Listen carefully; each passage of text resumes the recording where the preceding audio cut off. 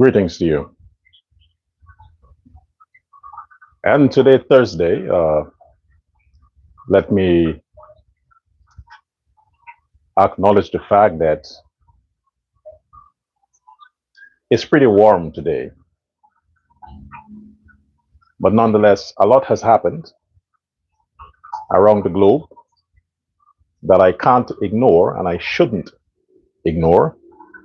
And it concerns me in the capacity that I am right now. It concerns me.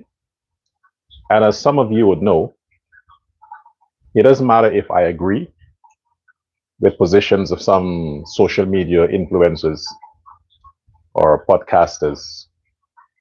There are certain things that I would never subscribe to, even if the victim is someone that by margin is miles away from my view as an individual, be it political, social, moral. Regardless, there are certain things that I would not in any way condone.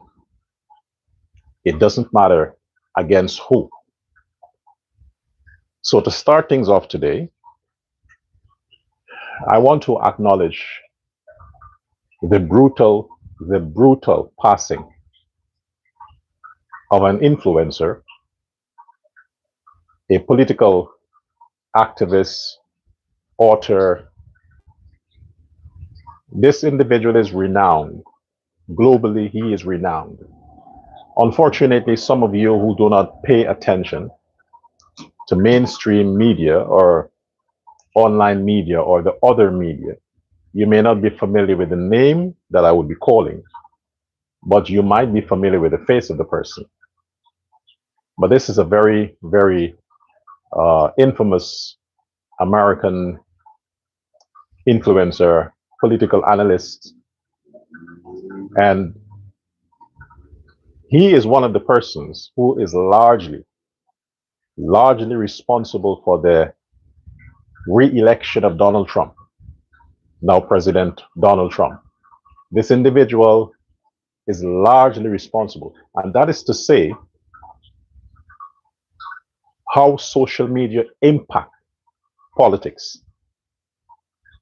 For those who acknowledge and thinks that social media influencers and YouTube podcasters do not impact the lives of people, have not reshaped the political playing field, you're wrong.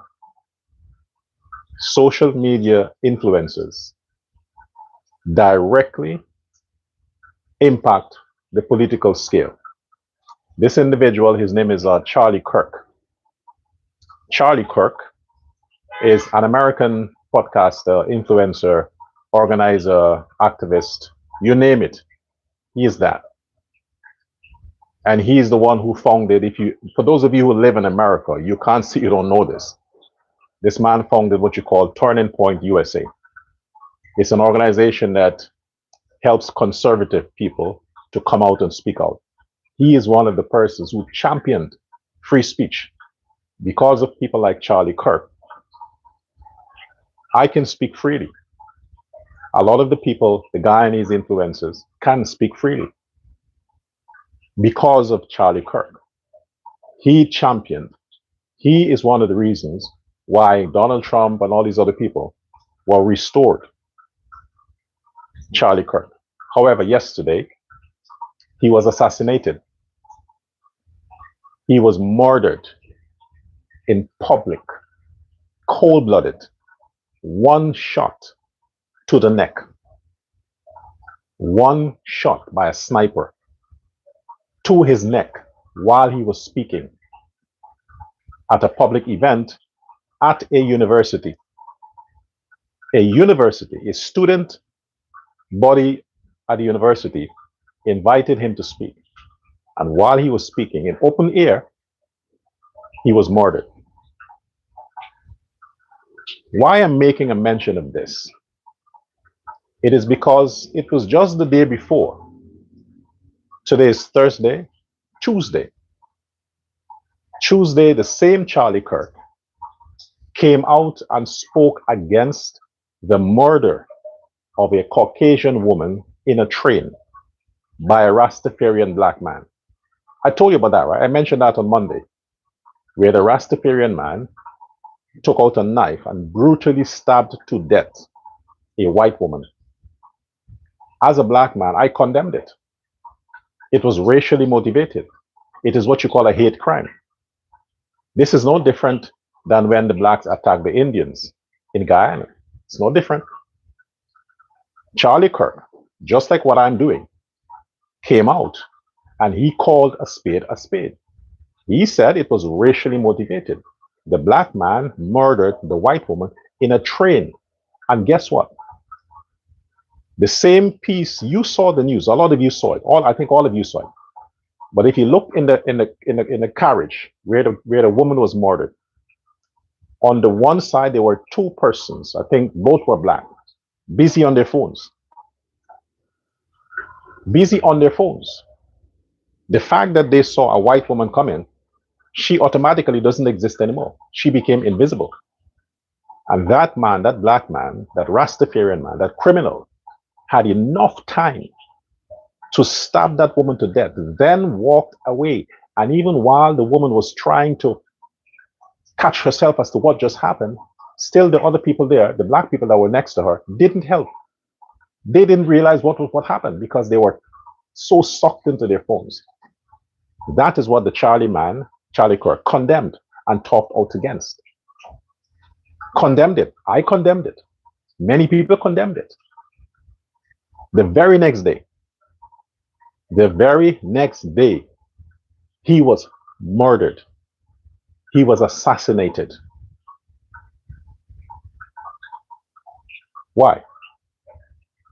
One of the biggest names in American media, Charlie Kirk, close friend to Donald Trump.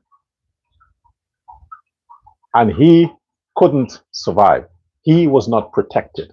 A person like that in a country like America, with all the security, they still got to him and murdered him because of his views, because he stood against crime, because he called for the death penalty, because he stood up for justice, and he called a spade a spade. What are we supposed to do? A black man murdered a white woman because she's white. We're supposed to ignore it. We're supposed to turn our faces. The same way they threatened my life when I criticize the problems in Guyana, when I criticize the attack on the Indians, the attack on the Chinese, the same way they threatened my life because I criticized it. How are we supposed to influence society if we cannot use our platform to criticize and condemn violence, condemn crime, condemn these things? How are we supposed to influence society to make the best out of our society? We should just be afraid of black people? I'm not saying that a black person murdered this man. I'm not saying that. I'm not saying that. What I'm saying is he criticized, he condemned, and he called for the death penalty. Donald Trump, President Donald Trump, yesterday called for the death penalty for the man who murdered the white woman. He called for the death penalty. The President of the United States said he wants the harshest and the death penalty for the black man who murdered the white woman. That's the President of the United States. You get where I'm coming with this? I have been calling recently for the execution of criminals. I've said, kill the criminals who kill people. That's what I've said. And a lot of you judge me. You condemn me. You say all kinds of stuff on your whatever. The President of the United States, Donald Trump, is calling for the death penalty for the man who murdered that white woman. And when they catch the person, I think they already caught the person who murdered Charlie Kirk yesterday. He too will get the death penalty. This is how you stop crime. This is how you stop crime. Freedom of speech means freedom of speech. Even if you don't agree with a person's view, they have a right to express it. They have a right to express it. I talked about this woman, Lola, this Lola woman. If she wants to portray herself as a slut, as a bitch, as whatever, that's her personality. She has a right to portray herself however she wishes. The men who want to date her, that's their standard. The women who want to follow her, that's their standard. If your kids want to recite her music, if your kids want to follow her on social media, that's up to you. You have raised your children with that level of upbringing so that they can see people like Lola as inspirational. That's on you, the parent. But despite all of that, it does not, it does not qualifies anyone to target anyone on social media for what they say on the point of killing them.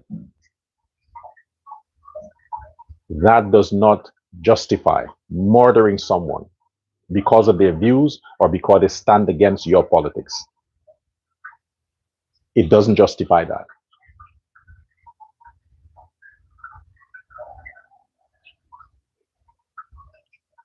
I extend my condolences to America, the nation America, for the loss of such a great man. He's just 35. 35 years old, has two young children. The eldest is 3.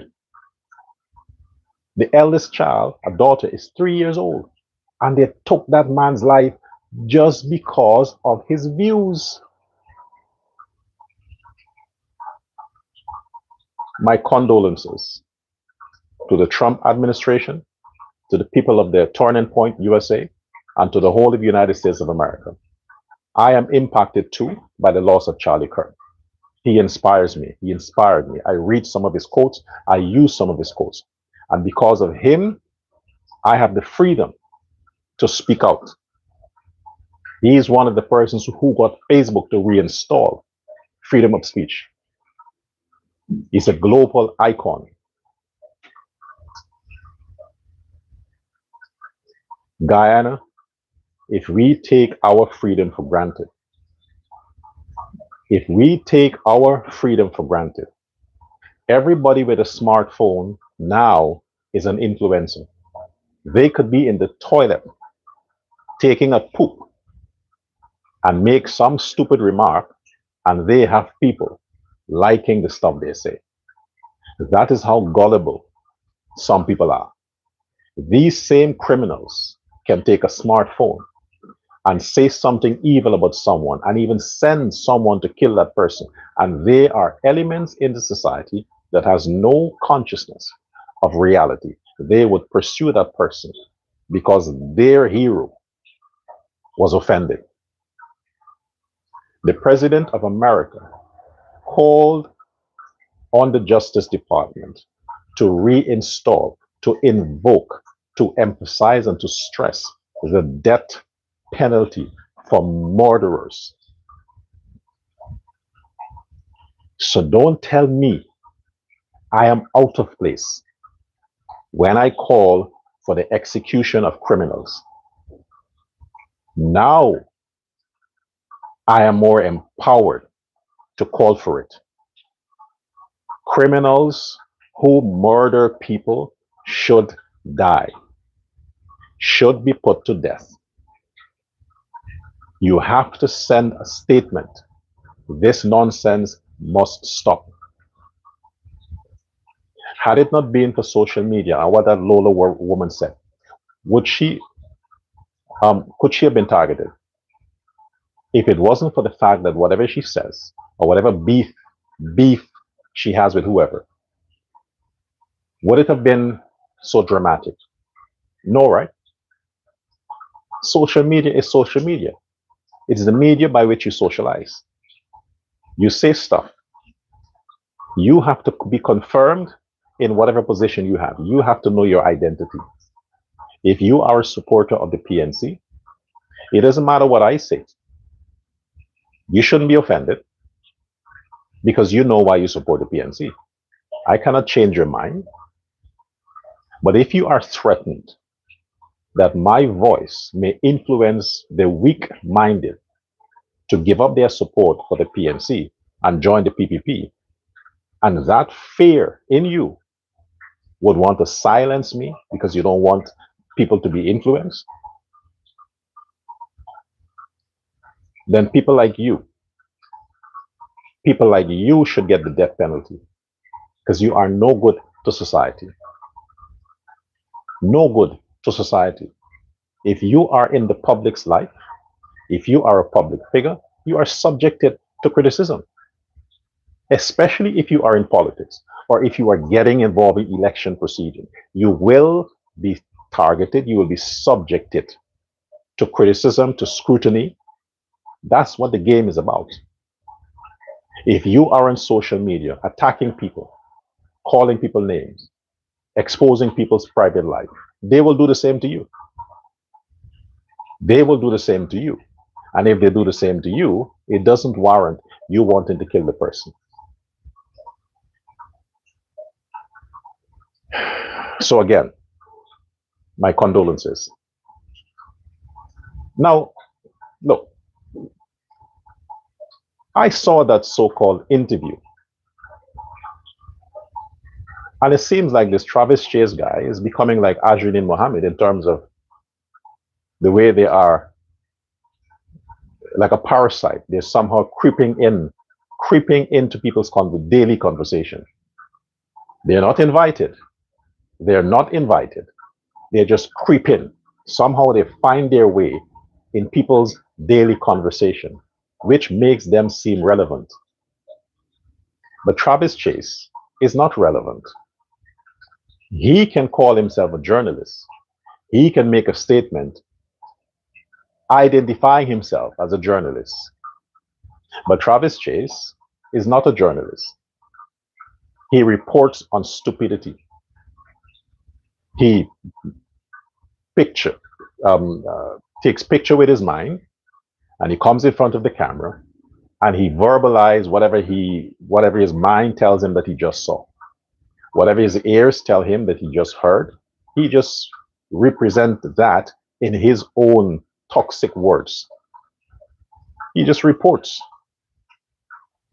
To be a journalist is a whole nother field. The day when I saw the president, when they went to GCOM there, and the president was coming out after doing what he had to do, check on the process.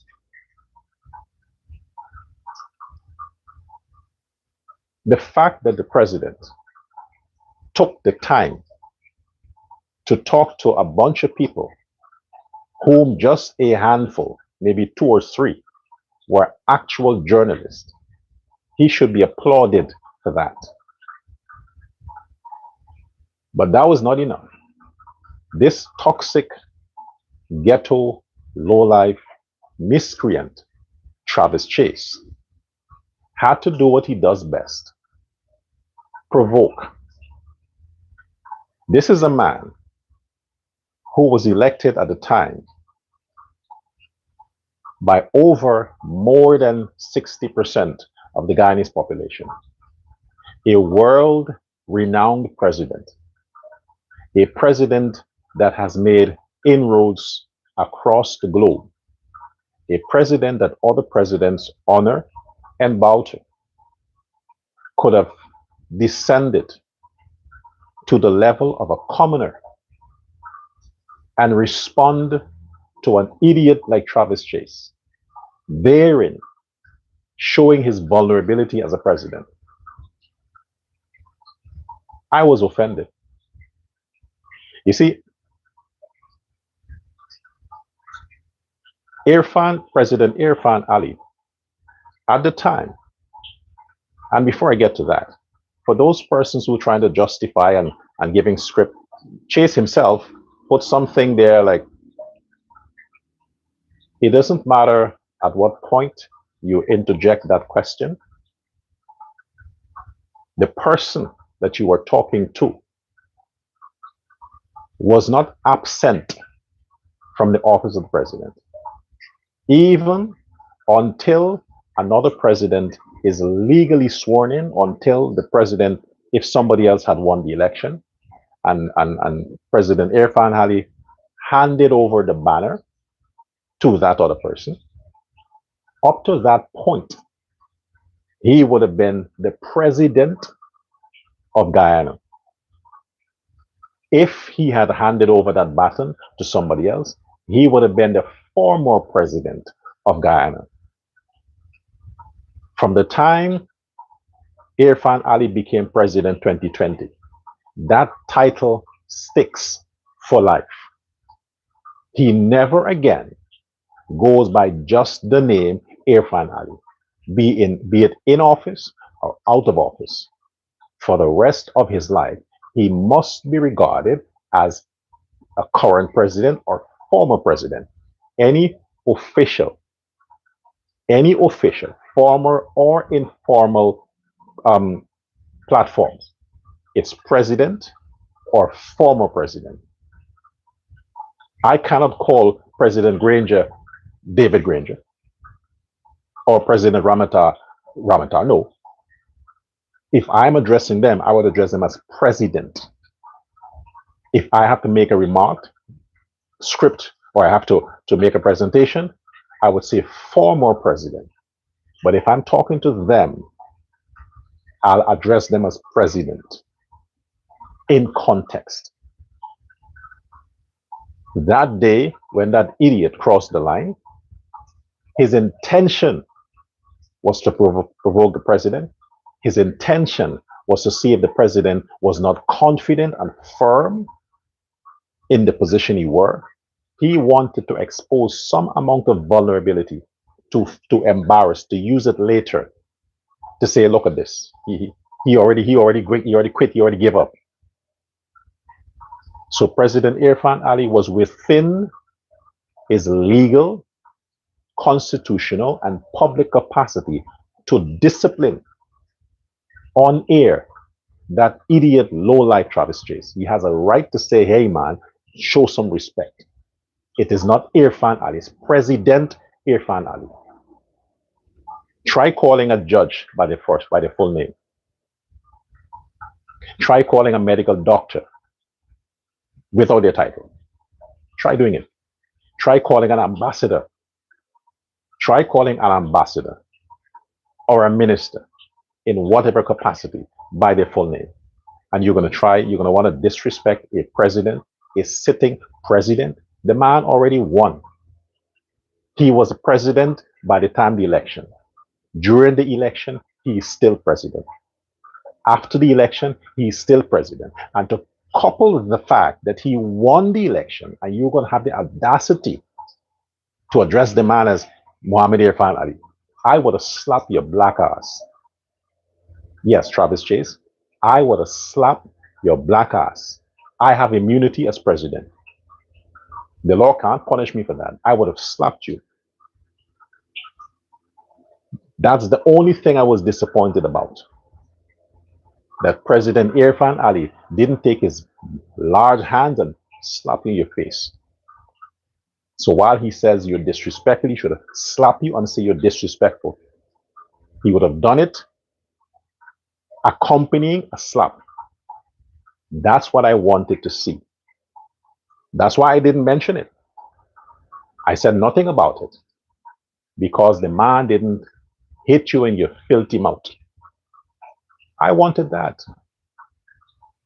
He didn't do it, and you people still with this shit. Whoever wrote that Chase was out of place, they were correct. And just like the GHRA, the Guyana Human Rights Association, we have this fucking sham of a Guyana Press Association. What press Guyana has? What press does Guyana have? What press? Guyana Press Association. Of what? A bunch of Negroes who conspire to make the Indo-Guyanese president look bad, giving negative coverage to the Irfan Ali administration from 2020. producing biased news points, biased coverage. That press association, this is a this is look, Afro Guyanese, I've said before, I'm not referring to you, but people like Gordon Mosley and this idiot Travis Chase, they are from a different group. They're the PNC group. They're the PNC reporters. They work for the communications department of the PNC, of which Aubrey Norton is still the head. Is still the head. So they continue to carry out the agenda, the social agenda of Aubrey Norton. You were out of place, Travis Chase. I am sorry the president didn't slap you in your face. I'm sorry he didn't do that. I wanted him to do that. If I was, look, there was a minister there or there were ministers around. If I was a minister standing there with the president and you disrespected my boss like that, I would slap you. As the minister, I would slap you. You can't sue me. It wouldn't be a crime. Okay? I would have. But the president rightly defended himself. But any media house that was credible and had some kind of moral or ethics that you, Chase, you were working for, should have disciplined you. They should have taken your camera away and said, no, you don't go there. You don't go there. This is why you say that this man is not this is why you see he's not a journalist. Because when you go to journalism school and you cover politics, you learn these things. No matter how much you hate a president or a public official, you have to follow the text always. You refer to the person in the capacity of their office. There is never a time when President Irfan Ali is in a personal capacity. Never. So you can never suggest that you want to address in a personal capacity as a, no, that don't happen. If you were a journalist, you would know that. The president is always public. He's always president. When he go to bed at night, he's still president. There is no time of the day for the rest of President Irfan's Ali life. He would always be president. Now we have Vice President Barjagde. But if Vice President Barjagde was not vice president, he still would have the title of president, former president. These men never carry their full name anymore. That's a designation for life. And if I should spell this out more for some of you fools, some of you idiots, this is how I spell it out. Every former president receives salary as a former president. They receive their pension. They don't receive pension as a citizen. They still get the security, what they should get. They still get the certain access because their title never changes. The power changes. But they're still until they die. And when they die, as former presidents, they get a state burial. So there's never a time when that stuff stops. There's never a time. So the people Guyanese must understand, you have to stand up for your leader. Protect your investment. We invested in President Irfan Ali. We threw our support behind the People's Progressive Party, but we invested in President Irfan Ali.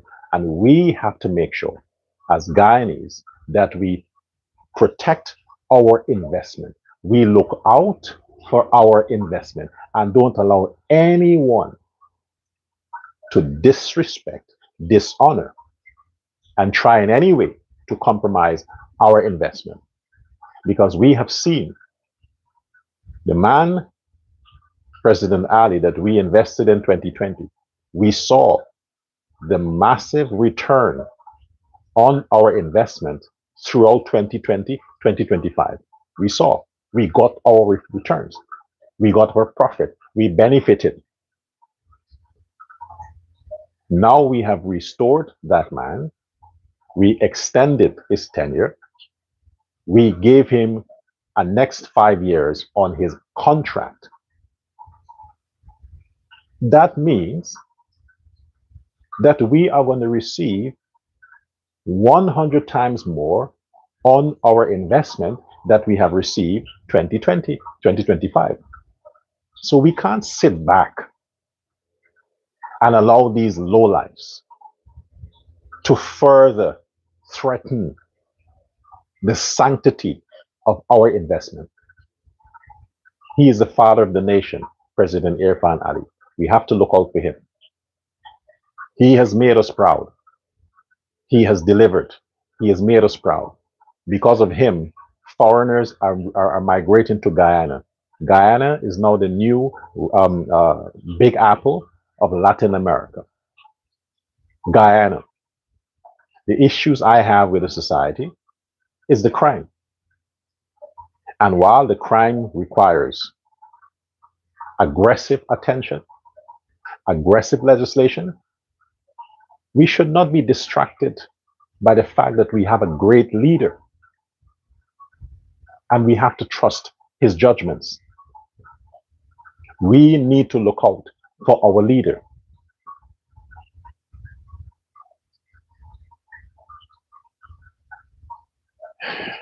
During the elections, I asked people, I pleaded with a lot of you,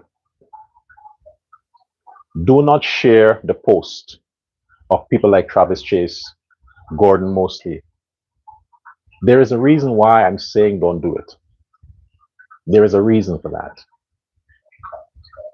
When you click on their post, even if it comes on your wall and you see it or you read it, don't share it. Don't get excited and share it. Don't like, oh my gosh, I have to let my friends see this. No, don't do that. If it comes on your wall and you are curious enough to read it, be disgusted after you would have read it and let it go in time. But when you share it on your friend's wall, not only your friend is seeing that, but everybody on your list is seeing it. You are bringing more attention to these lowlifes. You are defiling the sacred space of the internet, where you should use that space to spread positivity.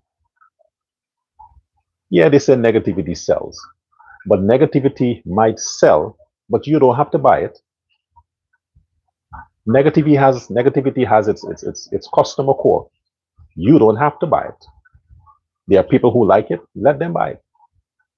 What you should be pushing for is spreading the work, the good work of our government, the president, our government. These low-life, so-called influencer people, you made them what they are. By sharing this stuff, by commenting on this stuff, you made them famous. And now they're famous. They think that they can drink and drive and they can fight and do everything. Yeah, because of you. Because of you. You see what you did with Ashridin? Very soon, after he would have sworn in the parliament, I can't address the man as Ashridin anymore. Because of you. I have to give him his due. I have to give all of them their due. I can't just address them by their full name. I have to recognize and respect the roles that they're playing now and talk to them according to that. Just because you shared their stuff, you clicked on their stuff, you commented on their stuff, and you caused them to get more traffic. That's how algorithm works. The more you comment on somebody's post, is the further the post goes. Comment on my stuff. Comment on my stuff. I don't mind. Comment 1,000 times. Comment. Say anything, whatever comes to mind. Say anything. Let my stuff go. Look at what you have caused.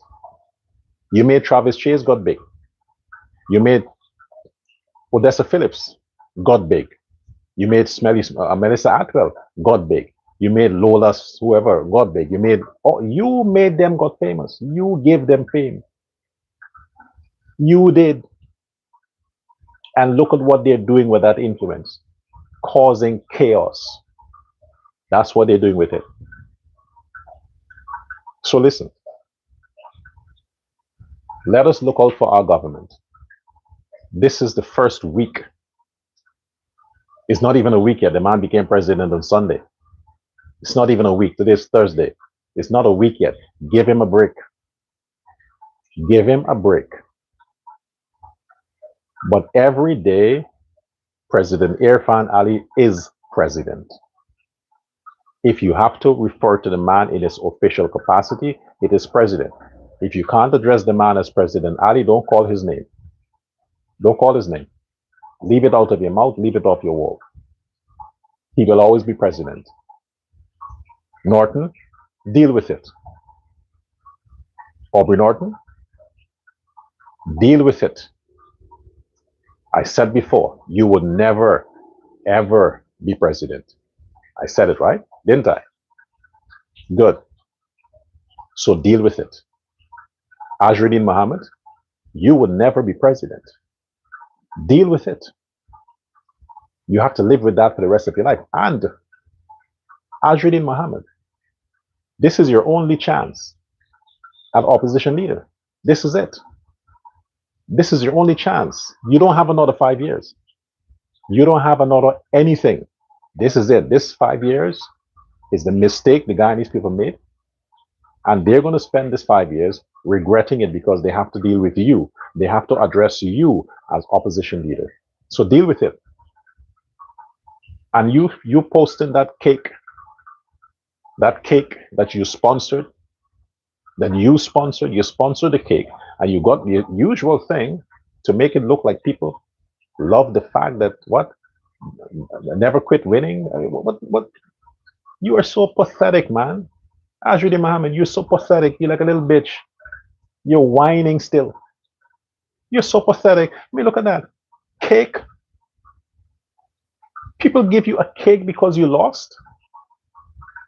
And to comfort yourself, you tell them what to write on the cake. Your people organize that. This is no spontaneous thing. Your people organize that. And look, the vice president said the PNC and the others are sore losers. He was correct. You are also a sore loser. Azruddin Mohammed, you are a sore loser. Look at your life. You are a billionaire. You will never, ever, ever, ever. Your great,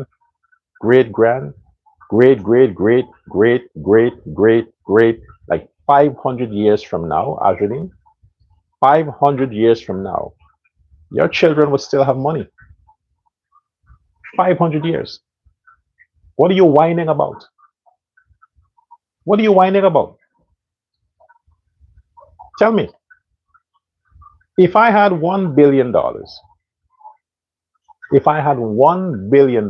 I would never be interested in politics or being the president. Never. If I had $1 billion. What do I want with that? Yeah, I'll have some influence. But why do I want to be? I'm rich like you, Azruddin Mohammed. Why would I want to be president? For what? How would that change the status quo? How will that change my access? How? You think presidents earn money? Ask President Irfan Ali. He'll tell you, they don't earn money. It's a public servant's position. You have to be a lover of the people. You have to be a people person. You really have to hate money and riches to want to be president. That's like a priesthood. That's like wanting to be a priest. If President Irfan Ali loved wealth, or loved riches, or loved money, the man has talents. He could have gone in some other field and made himself wealthy. He go into politics. The fact that he is not corrupt and go into politics, that showed you that President Irfan Ali was called for that job. Ajruddin Mohammed, you're not called for that. You are called to be corrupt. You are called to be a slimer, to be a yes man to get what you want. That's what you're called for. Politics is not for you. Or you think being there you can use politics to further your billions. Well, we'll see. We'll see who's dumb. But like I said, this is your one and only chance, and this will never, ever in the future of Guyana happen. Guyana and Guyanese will never elect idiots like you, Ajruddin, ever again. It will never happen. The PPP is firm in their position. President Ali is firm in his position. So while I am calling for the death penalty, while I am calling for capital punishment and for criminals to be executed, I am now calling for the laws to change so presidents can have unlimited terms. As long as they are elected, as long as the party finds it convenient to let them remain the representative, they should have the opportunity to continue. I am fearful because I don't know, I don't see, I haven't seen yet anyone in the PPP who can replace President Ali. I haven't seen anyone yet. That's what I'm nervous about. I haven't seen anyone in the PPP who could take his place. Before you know it, 5 years is up. It's over. Then we have to confront who will be the next candidate.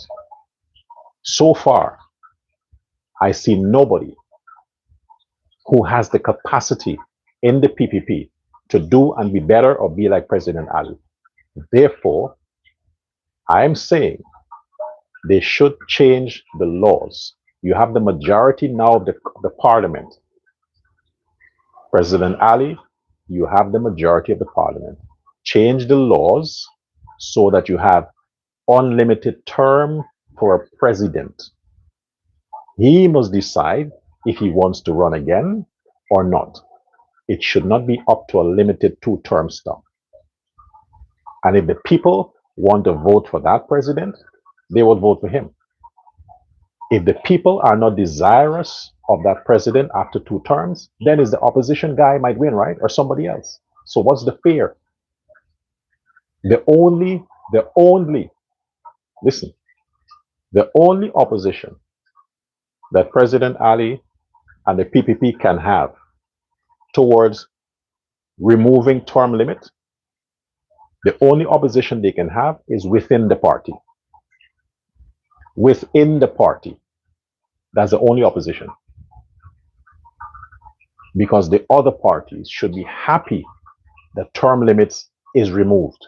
Because if they get a chance, their candidate, if they do well and perform well, can very well continue. So they should not be against it.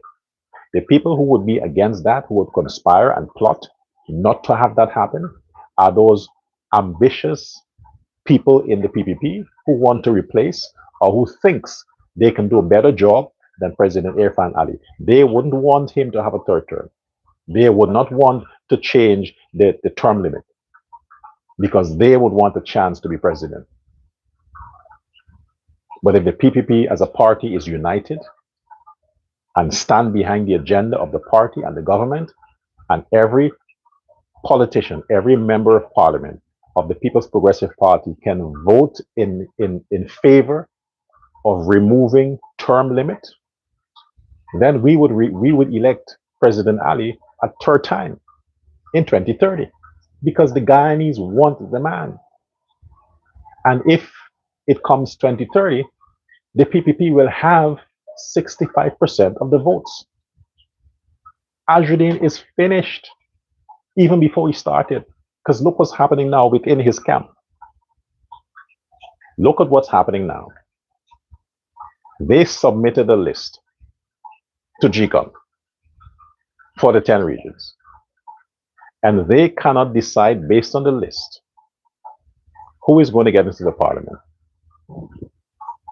They can't decide that.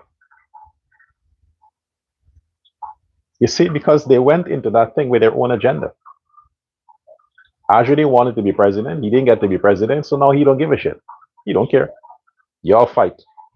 Y'all from the ghetto, y'all fight. As long as you don't come telling me that I can't be opposition leader, the rest of you can fight amongst yourself as to who won't get into parliament or who this. You can do that. I ain't involved in that. And look at what's happening now. They can't decide on the 16 people. They weren't expecting to have that amount. Maybe they were expecting to have 5 seats. So the 5 seats would be Ajudin,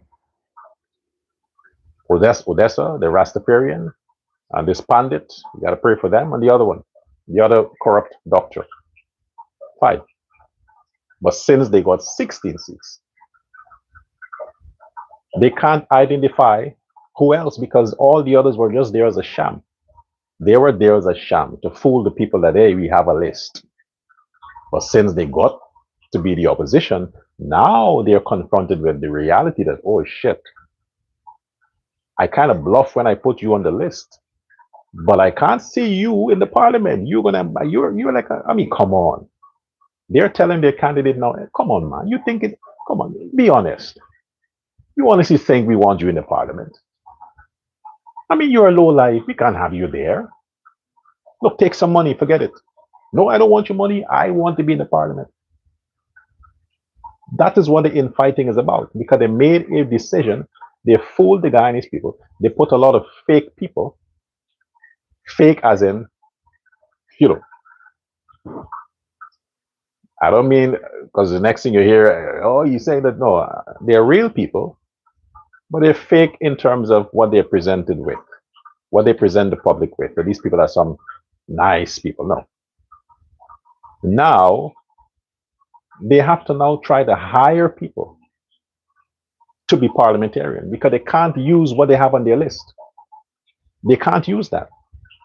It's an embarrassment. It's an embarrassment. And the ones that they put up to go to the parliament, they have to have AI generated images to make them look presentable. Imagine that. Ajudin Mohammed got rid of the PNC. He won the role of opposition leader. And when he was campaigning, he was 36 years. With all the stress, with all the disappointment, with all the build-up that these black people built him up, and now he's disappointed. With all of that, he took a few years off. Look at the man's image that he presented with his other people as to who will be in the parliament. They all look like they lost 10 years. He looked like he's 25. Thanks to AI, artificial intelligence, and Photoshop. That's what you get in the parliament. A 25-year-old, a 10-year-old, a 16-year-old. Yeah, that's what they presented now. They polished themselves so much. All these filters and filters and filters to make Guyanese think that, oh, such a cute couple, such a cute team. But you see them in real life, you look at their actual pictures or actual images, you're like, what? Is this a twin? Is this a clone or some shit? Why you guys got to keep doing that? See why we got to thank the white man and the Chinese? We can take off so many years just with a filter. So look, this is the embarrassment, Guyanese. You see what you caused yourself? Like I said, go look back at my video. You'll see, I said before, the infighting will begin. It has begun. And Doggy will not be a member of parliament. Nope. They realize that we can't risk it. You see, they built him up, give him some false hope that he's going to be a member of parliament. And he went on a rampage. And he broadcast. And he called everybody. He threw a party. He spent his last dollar on horse. Because in his mind, well, I'll be getting a check from the government now. I'll be a member of parliament. Let's celebrate. He counted the eggs before the chicken before the eggs were hatched. Doggy, you should have waited until the next sitting and all the members are sworn in and you were there and you take the oath as a parliamentarian. Then you celebrate. Then you took it for granted. You're forgetting you're dealing with a billionaire who likes to use people, especially black people. Doggy, you were supposed to be a security to the man, a social media security, a social media bodyguard. That's your role. The man paid you well. You were supposed to be there to get all of the scripts from the ghetto to vote for win. But there was no contract. There was no contract, no agreement between you and the party that you're going to be a parliamentarian. You thought so. You had the idea. Was your name on the list? If your name was included on the list, then that's another thing. But if your name was not on the list, you can't assume that because you're a doggy, because you're the founder, as you said, you give the party its name. That's what you said, doggy. You're the founder of the party. You think because you're the founder of the party, you didn't register it. It's not your name there. Because of that, you can just say, I'm going to be the parliamentarian. No, no. Now is when you see business is business. Oh, it's just business. It's just politics. All the mixed messages they sent to you because they were using you. You're stupid. They were using you. But they want you nowhere to their political image now. You have too many baggages, doggy. You're a criminal. I mean, come on, you can't have too many criminals in a party. You're a criminal. You're a lowlife. You're a thug, gangster. They just want you to be that. They don't want you to wear suits. You can't even wear a suit. Your feet is so fucked up that shoes run away from your feet. You have to wear like slippers. Slippers is what you have to wear, doggy. And you can't go into the parliament with slippers. You actually have to wear shoes. You know? Shoe and suit. You can't. So you have to keep your wardrobe, you know, the sagging of the pants and them big chains and them, yeah, you got to keep that. And just do what you do. Keep getting the money from the billionaire. And whenever they're following, whenever the thugs or the scrapes go get out of line, you come and you're like, hey, come. You keep them in line for the billionaire. He wants somebody to run the ghetto. That's your job. They don't want you close to the parliament. You are an embarrassment, a disgrace. So where are you going to start now to come out and think you're going to condemn and you're going to talk this or talk that? Nobody cares. Nobody cares. Nobody cares what's happening in the Win camp. Not even the people who voted for Win. They don't care because they realize they made a mistake. They're happy if the camp is disbanded. They're happy. If all of them just go there and just occupy their position as member of parliament, and then when the time is up, they're like, okay, it was nice, bye. But you don't have a party. What political party do you have? You don't have a party, Ajudin. You think those people, those Negroes that you invest in, you think they're going to be loyal to you? You think they will be loyal to you? No. Look what's happening. They're killing each other. They're fighting with each other. That's your crowd. You made a mistake. Ajudin Muhammad, you made a mistake, and you should forgive yourself for that mistake. But you and your people and the opposition need to understand that President Irfan Ali was elected by a majority of the Guyanese people. The respect is due. The respect is due. It is President Irfan Ali forever. That will never change. Get used to it. And again, all these organizations who enjoy grants from the government, but they're pushing narratives against the government, the president should have a special committee to look into the grants of all of these organizations, audit their books, see what they're doing with their money, and cut the spending. Cut the spending. See, if the government is giving grants to the Guyana Press Association, cut it. Cut the grants. Stop the spending. Don't give them money anymore. Let them fund themselves. The GHRA, the Guyana Human Rights Association, cut the spending. Red Thread, cut the spending for Red Thread. Cut the spending for the GHRA, cut the spending for the GPA. For all of these organizations that we know are controlled and they work for the PNC and all these other opposition parties, cut their spending. Use the money to give direct help to the Guyanese people.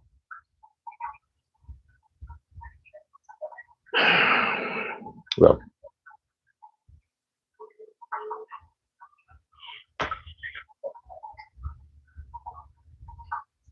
this is Dr. Love Prasad saying, I'll see you on the next live. I have to shift around my time because it is convenient for me to do that. The time will come when I can have a regular scheduled time that I will not inconvenience a lot of you like that. But for now, I have to do what is convenient right now. I'm trying to work around some things so that I can have a scheduled time that you know at this time, the doctor will be online or on a show at this time. I'm working on that. But for now, because of convenience, because, you know, I'm surrounded by so many distractions, that plays a key role. But when the time comes and I have this comfort and the convenience, then of course the schedule would be more reliable. And for that, you don't have to miss the live or miss the broadcast. Share the live, subscribe to the channel, spread the word. And I leave you with, do not share, click, or subscribe to anything that comes from the PNC or the WIN people. Do not. Stand behind the agenda of the President of Guyana, President Irfan Ali, and all those who stand in solidarity with the People's Progressive Party, the People's Progressive Party government, and the President of Guyana. Until next time, this is Dr. Love Prasad saying, all the best. Stay safe. Bye now.